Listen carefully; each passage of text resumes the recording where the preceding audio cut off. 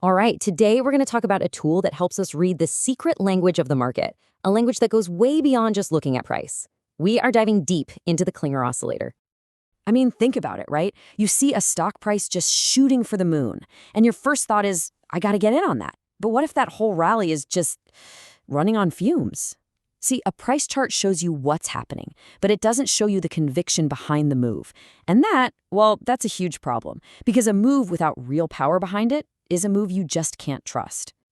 So this gets us to the big question every trader has to ask themselves. How do you tell the difference?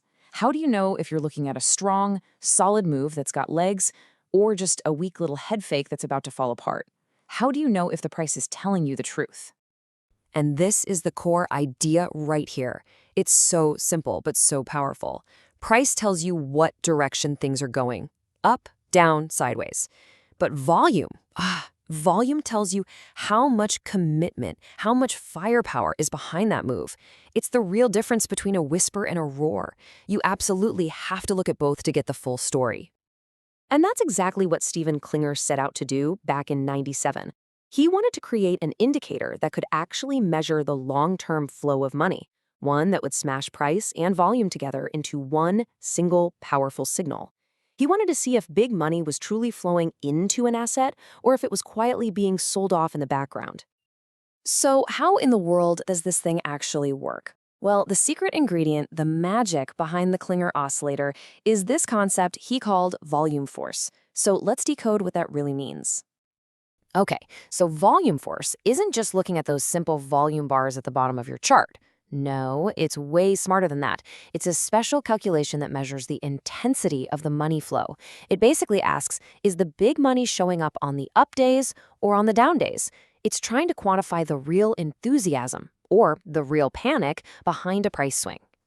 Now don't worry, the math here can look a little intimidating, but the idea behind it is actually pretty straightforward. First, the indicator just looks at the daily trend. Are we up or down for the day? Then it multiplies that by the day's volume to get that volume force we just talked about. But here's the key part.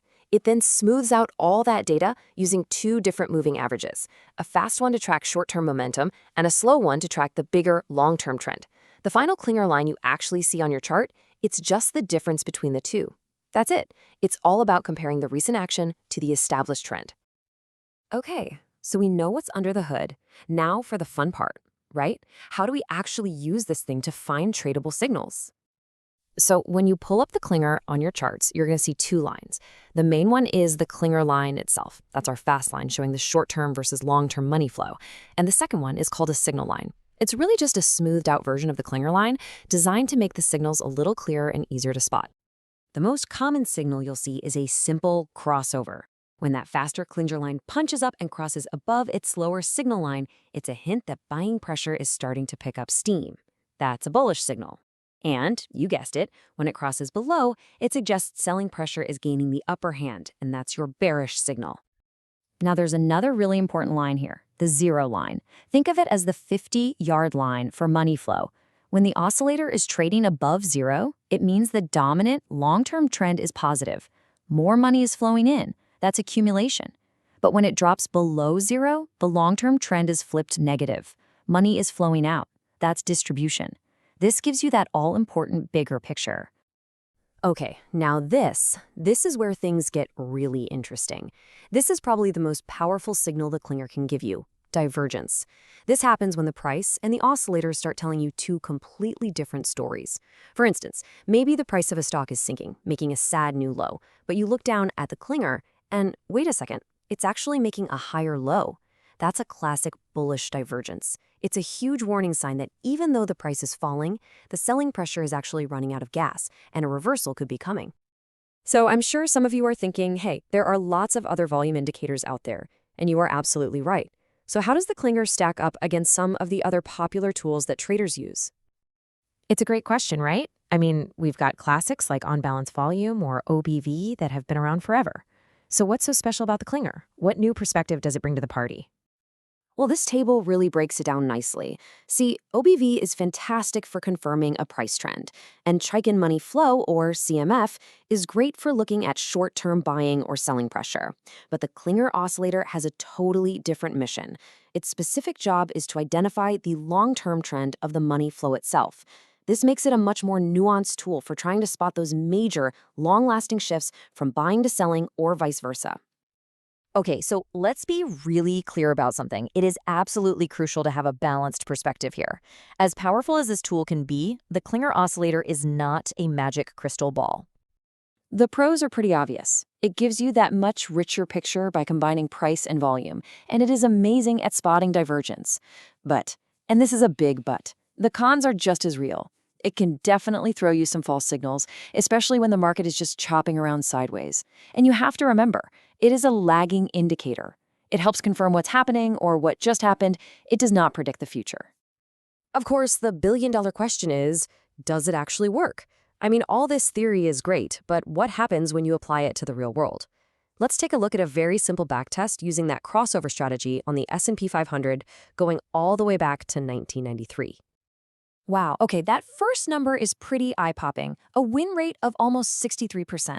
That means over decades of data, that simple crossover signal was right about the market's next move almost 2/3 of the time.